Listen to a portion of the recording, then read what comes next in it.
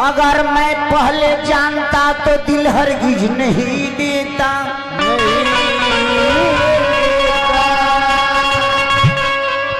कसम पहले खिलाता मोहब्बत बाद में करता।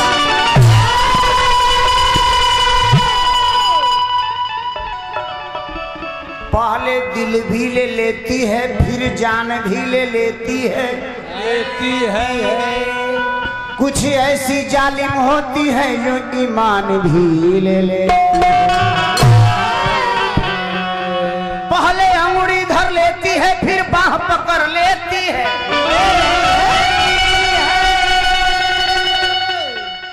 ये तो हिंदी गावेला तब बाप रे बाप ओस्मान मीर के बाप लेखा गावेला। अनूप जलोटा तो इनका सामने कुछ है नहीं खाना। अनूप जलोटा सब लोकल हो रफी साहब बहुत तरह की तू अपनो बारे में कह जौन लालू चाचा के बड़ाई करता रहनु 2003 में रेल मंत्री बना रहन जया तू बबुआ अंडकोश में बंद हो गए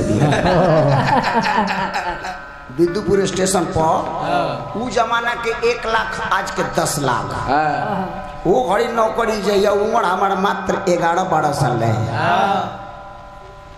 तोर लोग के तो कुछ लोग के जन्मो ना होई घड़ी तुम जाते ए में से कएगो के जन्मो ना होई तार होइबे ना कर तार जन्मे ना होई घड़ी ई तो घड़ी अंड कोसे में अरुण गल्ला भी लटकल। आ कहता कि भैया तू अपनो बारे में कुछ कह। हम विदेश गई नहीं हम यहाँ गई नहीं इहो कहो कि साल भर में 4 बार पिटाइयो जाइए। रास्ता हम साढ़ तू भैंसा हमर तोहार नाता कैसा। बोल रहे सार भैंसा साढ़ भैंसा सार भैंसा ना साढ़ भैंसा। अच्छा सार भैंसा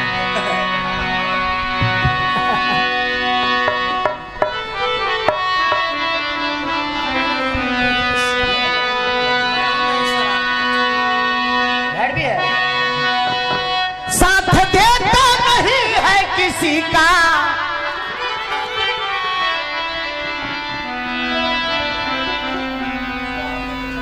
एकदम ले चलेंगे। एगो हिंदी गा देते हैं इसके बाद सब गा दूंगा। साथ देता नहीं है किसी का खेमटा क्या भरोसा है जिंदगी का। क्या भरोसा है जिंदगी का।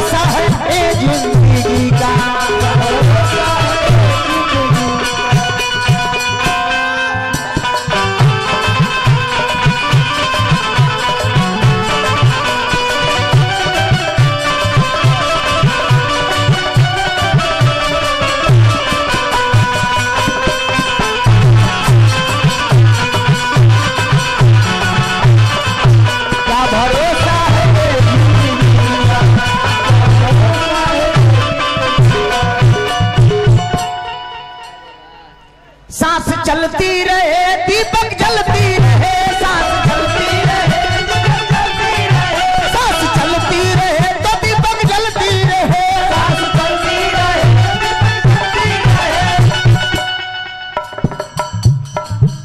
सांस चलती रहे तो दीपक जलती रहे। सांस चलती रहे तो दीपक जलती रहे। सांस चलती रहे तो दीपक जलती रहे।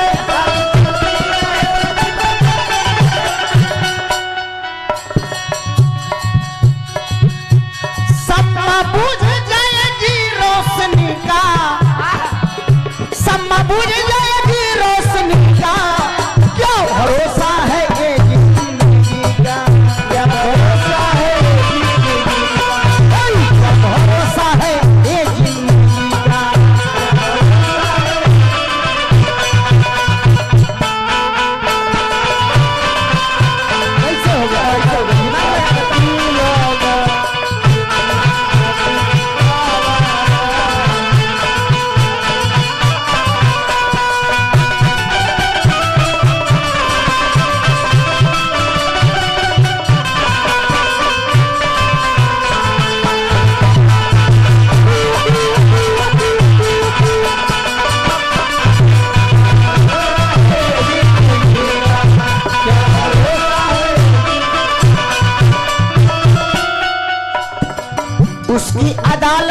क्षमा किसी का, उसकी अदालत में क्षमा ना किसी का, दर्द सहा है सभी जिंदगी का,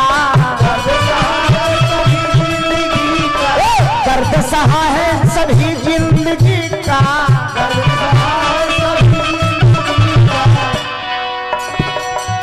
कुछ काम कर लो आदमी का, कुछ काम कर लो आदमी का, क्या भरोसा है एक जिंदगी का,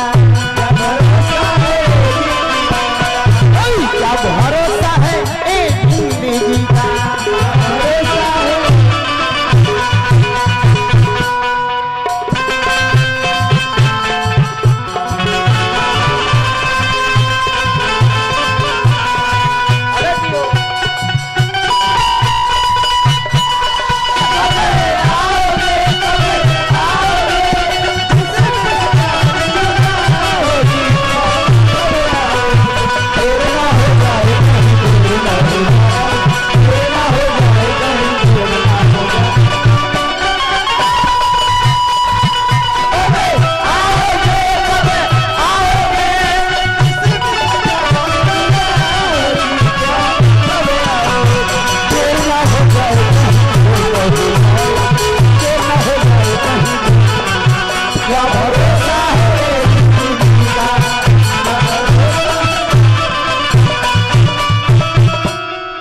अंतिम है,